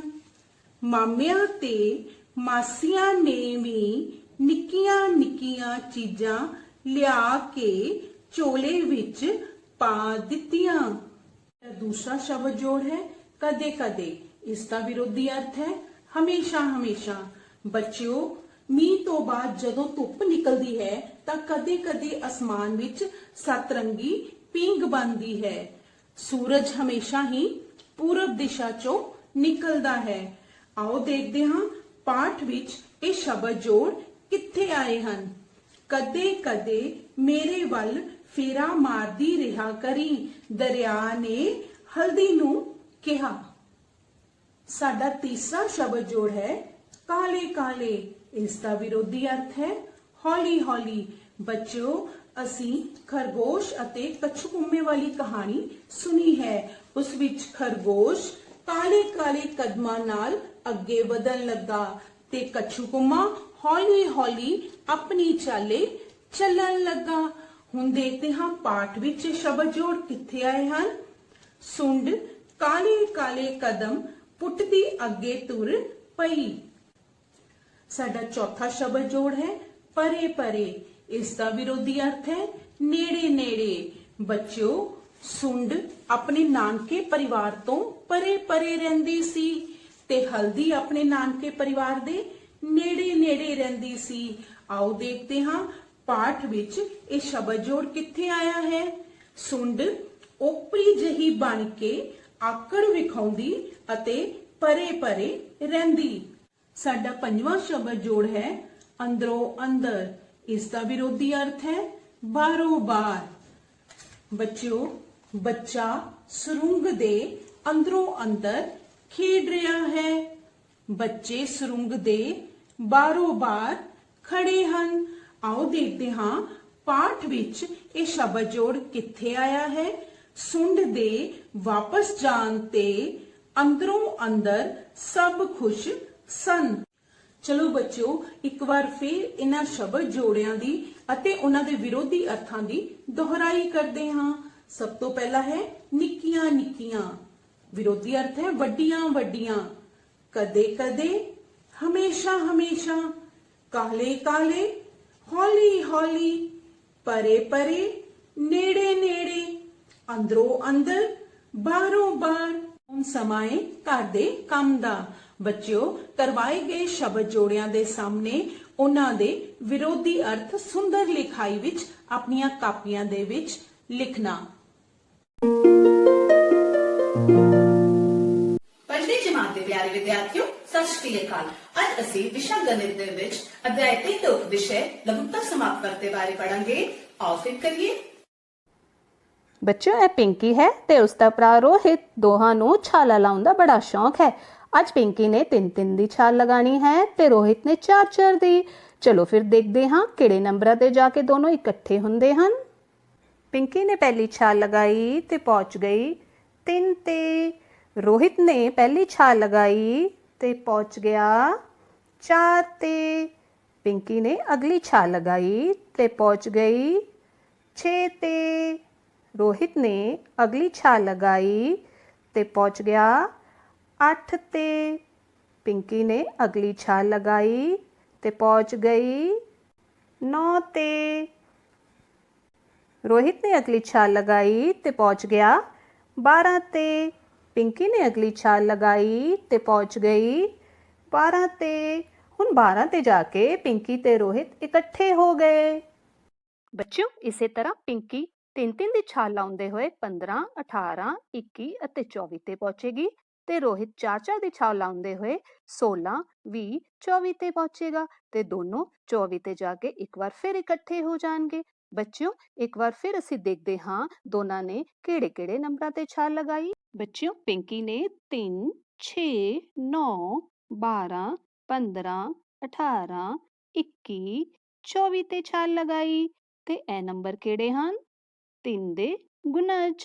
ਬੱਚਿਓ, ਅਸੀਂ 3 ਦੇ ਗੁਣਜ ਅੱਗੇ ਵੀ ਲੈ ਸਕਦੇ ਹਾਂ, ਪਰ ਅਸੀਂ ਇੱਥੇ ਤੱਕ ਹੀ ਲੈ ਕੇ ਸਮਝਾਂਗੇ। ਬੱਚਿਓ, ਰੋਹਿਤ ਨੇ 4, 8, 12, 16, 20, 24 ਤੇ ਛਾਲ ਲਗਾਈ ਤੇ ਇਹ ਨੰਬਰ ਕਿਹੜੇ ਹਨ? 4 ਦੇ ਗੁਣਜ।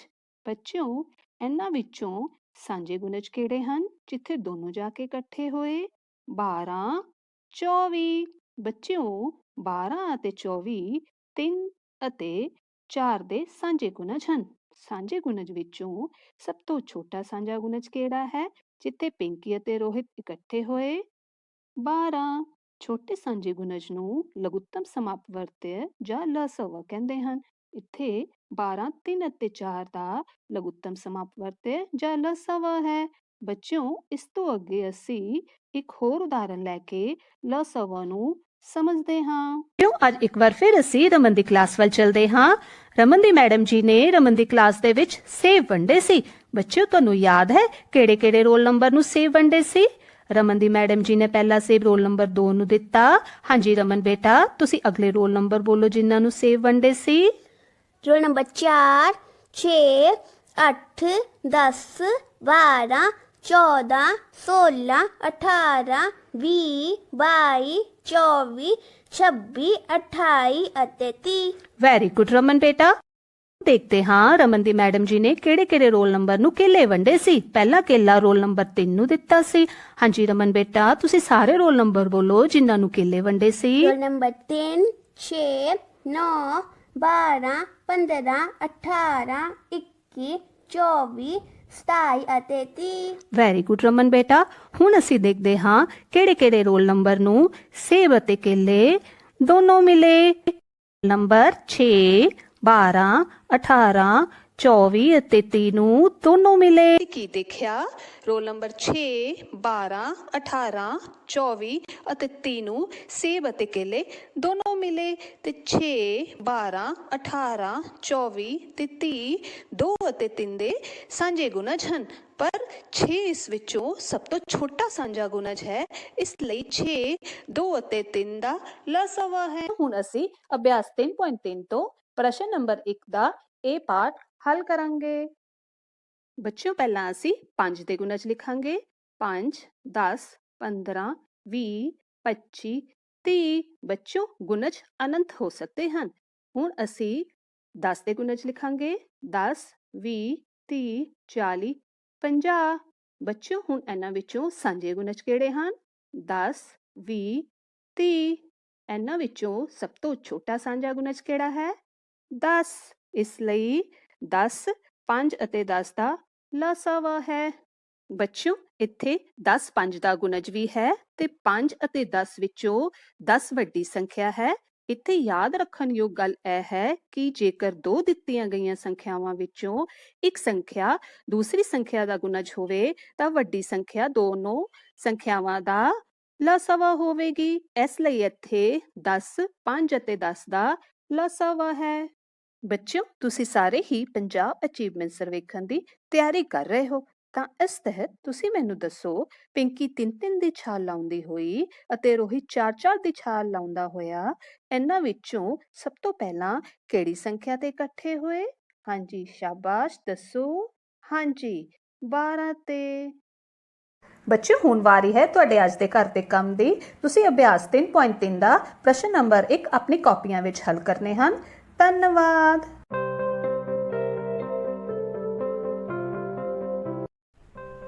Hello dear students, till now we have discussed a lot about homophones. Let's practice more. Let's fill the blanks with correct option. First sentence is dash is a wild animal. The options are deer and deer. Children, can you name this animal in the picture?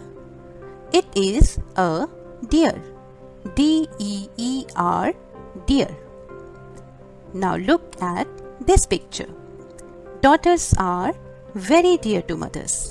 Am I right? D-E-A-R, dear, means loving. So which option is correct? Yes, D-E-E-R, deer. Deer is a wild animal. Next sentence is I do not like rice dash. The options are flour and flour. Children, do you like flowers? Look how beautiful the flower is. F-L-O-W-E-R, flower. And look, this bag is full of wheat flour. So the correct option is F-L-O-U-R, flour.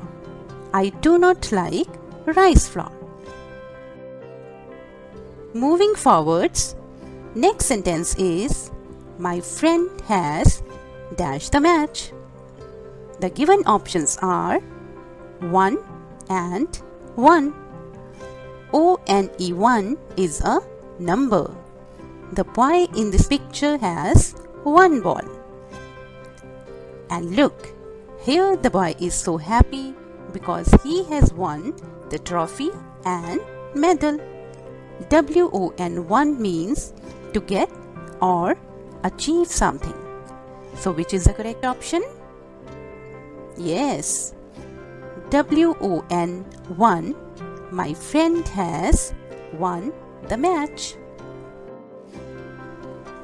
Let's read the next sentence. Aman has dash white balls. The options are 2 and 2. Students, how many white balls can you see in this picture? Yes, 2 balls. T-W-O, 2. It is a number. Now look at this picture. The little girl is going to school. T-O-2, it is a preposition. Now tell me which is the correct option? TWO 2. Aman has 2 white balls. Last sentence is I do not like to eat dash.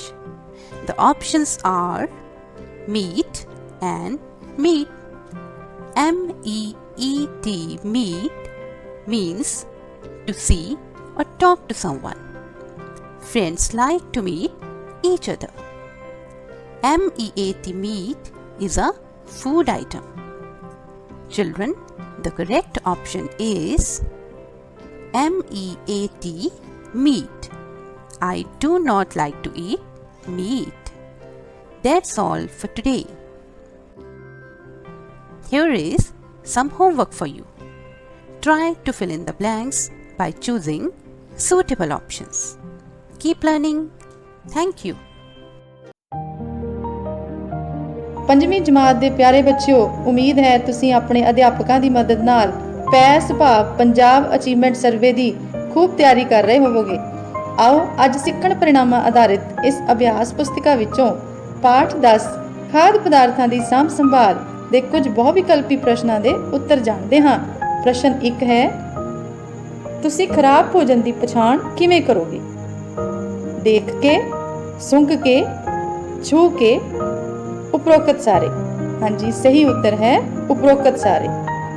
ਉਪਰੋਕਤ ਸਾਰੇ ਤੋਂ ਭਾਵ ਹੈ ਖਰਾਬ ਭੋਜਨ ਦੀ ਪਛਾਣ ਦੇਖ ਕੇ ਵੀ ਕੀਤੀ ਜਾਂਦੀ ਹੈ, ਸੁੰਘ ਕੇ ਵੀ ਤੇ ਛੂ ਕੇ ਵੀ। ਅਗਲਾ ਪ੍ਰਸ਼ਨ ਹੈ ਪਿਆਰੇ ਬੱਚਿਓ, ਇਹਨਾਂ ਵਿੱਚੋਂ ਕਿਹੜਾ ਪਦਾਰਥ ਜਲਦੀ ਖਰਾਬ ਹੋਵੇਗਾ? ਕਣਕ, ਦਾਲਾਂ, ਮਠਿਆਈ ਜਾਂ ਚਾਵਲ? ਪਾਠ ਤੋਂ ਪ੍ਰਾਪਤ ਜਾਣਕਾਰੀ ਅਨੁਸਾਰ ਸਹੀ ਉੱਤਰ ਕੀ ਹੋਵੇਗਾ?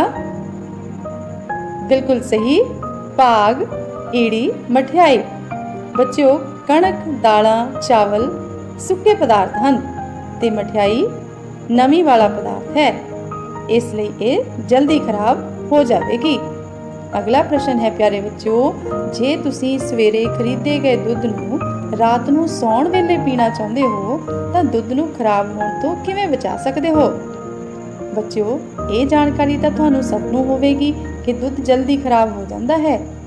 ਤਾਂ ਫਿਰ ਦੱਸੋ, ਦੁੱਧ ਨੂੰ ਖਰਾਬ ਹੋਣ ਤੋਂ ਕਿਵੇਂ ਬਚਾਇਆ ਜਾ ਸਕਦਾ ਹੈ? ਦੁੱਧ ਵਿੱਚ ਨਮਕ ਪਾ ਕੇ, ਦੁੱਧ ਵਿੱਚ ਕੇਸਰ ਪਾ ਕੇ, ਉਬਾਲ ਕੇ ਜਾਂ ਫਿਰ ਦੁੱਧ ਵਿੱਚ ਸ਼ਹਿਦ ਪਾ ਕੇ। ਕਿਹੜਾ ਵਿਕਲਪ ਸਹੀ ਹੋਵੇਗਾ ਬੱਚਿਓ? ਜੀ ਬਿਲਕੁਲ ਸਹੀ ਜਵਾਬ ਹੈ ਉਬਾਲ ਕੇ। ਦੁੱਧ ਨੂੰ ਖਰਾਬ ਹੋਣ ਤੋਂ ਬਚਾਉਣ ਲਈ ਉਸ ਨੂੰ ਉਬਾਲ ਕੇ ਰੱਖਿਆ ਜਾ ਸਕਦਾ ਹੈ। ਅਗਲਾ ਪ੍ਰਸ਼ਨ ਹੈ ਬੱਚਿਓ, ਚਾਸ਼ਨੀ ਕਿਵੇਂ ਤਿਆਰ ਕੀਤੀ ਜਾਂਦੀ ਹੈ? ਪਾਣੀ ਵਿੱਚ ਖੰਡ ਘੋਲ ਕੇ, ਪਾਣੀ ਵਿੱਚ ਨਮਕ ਘੋਲ ਕੇ, ਪਾਣੀ ਵਿੱਚ ਨਿੰਬੂ ਘੋਲ ਕੇ ਜਾਂ ਫਿਰ ਪਾਣੀ ਵਿੱਚ ਸ਼ਹਿਦ ਘੋਲ ਕੇ?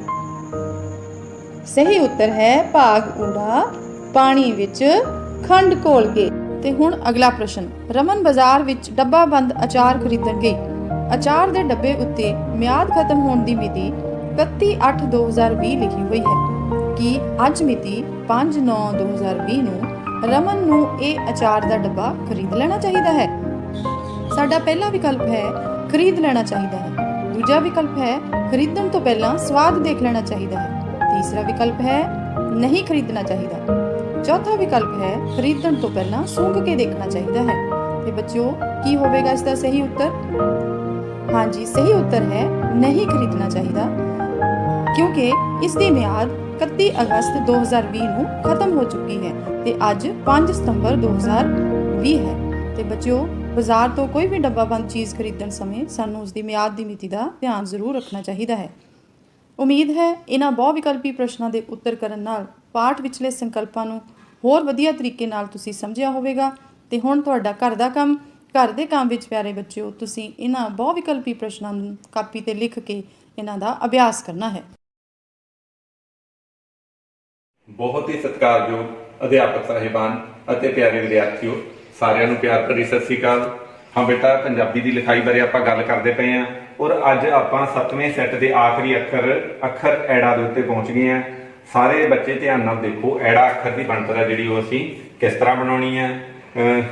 ਸਭ ਤੋਂ ਪਹਿਲੇ ਸਟੈਪ ਦੇ ਉੱਤੇ ਬੇਟਾ ਅਸੀਂ ਕੀ ਕਰਨਾ ਹੈ, ਉੱਪਰਲੇ ਪਾਸੇ 7ਵੇਂ ਸੈੱਟ ਦਾ ਤੀਜਾ ਤੇ ਆਖਰੀ ਅੱਖਰ ਉੱਪਰਲੇ ਪਾਸੇ ਅਸੀਂ ਛੋਟੀ ਜਿਹੀ ਰੇਖਾ ਲੈ ਲਵਾਂਗੇ ਉਹਦੇ ਤੋਂ ਬਾਅਦ ਦੇ ਵਿੱਚ ਅਸੀਂ ਕੀ ਕਰਾਂਗੇ, ਹਲਕੀ ਜਿਹੀ ਬੱਚੇ ਜਿਵੇਂ ਆਪਾਂ ਪੱਪੇ 'ਚ ਤੇ ਸੱਸੇ 'ਚ ਕਰਵ ਦਿੱਤੀ ਸੀ, ਇੱਥੋਂ ਹਲਕੀ ਜਿਹੀ ਅੰਦਰ ਨੂੰ ਕਰਵ ਦਿੰਦੇ ਹੋਏ ਅੱਧ ਤੋਂ ਮਾਮੂਲੀ ਜਿਹਾ ਥੱਲੇ, ਔਰ ਇੱਥੋਂ ਬੇਟਾ ਅਸੀਂ ਘੁੰਮ ਕੇ, ਇੱਥੋਂ ਘੁੰਮ ਕੇ ਇਸ ਬਿੰਦੂ ਤੇ ਅੱਖ ਨਾ ਬਣਾਉਂਦੇ ਹੋਏ ਬਿਲਕੁਲ ਉੱਪਰ ਟੱਚ ਨਹੀਂ ਕਰਾਂਗੇ ਬੇਟਾ, 1 ਪੁਆਇੰਟ ਥੱਲੇ ਰਹਿ ਜਾਊਗਾ। ਔਰ ਆਹ ਧਿਆਨ ਰੱਖਣਾ, ਆਹ ਜਿਹੜੀ ਕਰਵ ਇਹਦਾ ਉਭਾਰ ਆ ਜਿਹੜਾ ਉੱਪਰ ਨੂੰ, ਆਹ ਪੁਆਇੰਟ ਇਸ ਪੁਆਇੰਟ ਨਾਲੋਂ ਇਧਰਲੇ ਪਾਸੇ ਨੂੰ ਹੋਣਾ ਚਾਹੀਦਾ। ਇੱਥੇ ਬਿਲਕੁਲ ਉੱਪਰ ਟੱਚ ਪੁਆਇੰਟ ਨਹੀਂ ਕਰਦਾ। ਇੱਥੇ ਫਿਰ ਬੇਟਾ ਪੱਪੇ ਵਾਲਾ ਜਾਂ ਸੱਸੇ ਵਾਲਾ ਹਲਕੀ ਜਿਹੀ ਅੰਦਰ ਨੂੰ ਕਰਵ ਦਿੰਦੇ ਹੋਏ ਫਿਰ ਅਸੀਂ ਥੱਲੇ ਆ ਗਏ। ਥੱਲੇ ਆ ਕੇ ਬੇਟਾ ਇੱਥੋਂ ਫਿਰ ਅਸੀਂ ਅੱਖ ਨਾ ਬਣਾਉਂਦੇ ਹੋਏ ਬਾਹਰ, ਔਰ ਆਹ ਰੇਖਾ ਜਿਹੜੀ ਆ ਤਿਰਛੀ ਹੁੰਦੀ ਹੈ ਬੇਟਾ, ਇੱਥੋਂ ਅਸੀਂ ਉੱਪਰਲੇ ਪਾਸੇ ਤੋਂ ਫਿਰ ਪੈਨਸਲ ਚੁੱਕ ਕੇ 90 ਡਿਗਰੀ ਦੇ ਉੱਤੇ ਅਸੀਂ ਰੇਖਾ ਥੱਲੇ ਨੂੰ ਲੈ ਆਵਾਂਗੇ। ਇਹ ਬਣ ਗਿਆ ਸਾਡੇ ਕੋਲੇ ਅੱਖਰ ਐੜਾ। ਇੱਥੇ ਅਸੀਂ ਹੁਲਾਰਾ ਲਾ ਦੇਵਾਂਗੇ। ਔਰ ਬੇਟਾ ਐੜਾ ਅੱਖਰ ਦੀ ਚੌੜਾਈ ਹੈ ਜਿਹੜੀ ਆਮ ਅੱਖਰਾਂ ਨਾਲੋਂ ਵੱਧ ਹੁੰਦੀ ਆ। ਫਿਰ ਦੇਖ ਲਓ ਧਿਆਨ ਦੇ ਨਾਲ ਅੱਖਰ ਐੜਾ ਦੀ ਬਣਤਰ। ਆ ਸਭ ਤੋਂ ਪਹਿਲਾ ਸਟੈਪ। ਇਦੋਂ ਬਾਅਦ ਚ ਬੇਟਾ ਇੱਥੋਂ ਘੁੰਮ ਕੇ ਅਸੀਂ ਅੰਦਰ ਉੱਪਰਲੇ ਪੁਆਇੰਟ ਨਾਲੋਂ ਥੋੜਾ ਜਿਹਾ ਇੱਧਰ ਇਸ ਬਿੰਦੂ ਤੇ ਅੱਖ ਨਾ ਬਣਾਉਂਦੇ ਹੋਏ ਅਸੀਂ ਇੱਥੇ ਆਏ। ਆਹ ਪੁਆਇੰਟ ਉੱਪਰ ਟੱਚ ਨਹੀਂ ਕਰਾਉਣਾ, ਜਸਟ ਇੱਕ ਡਾਟ ਦਾ, ਇੱਕ ਬਿੰਦੂ ਦਾ ਫਰਕ ਰਹਿੰਦਾ।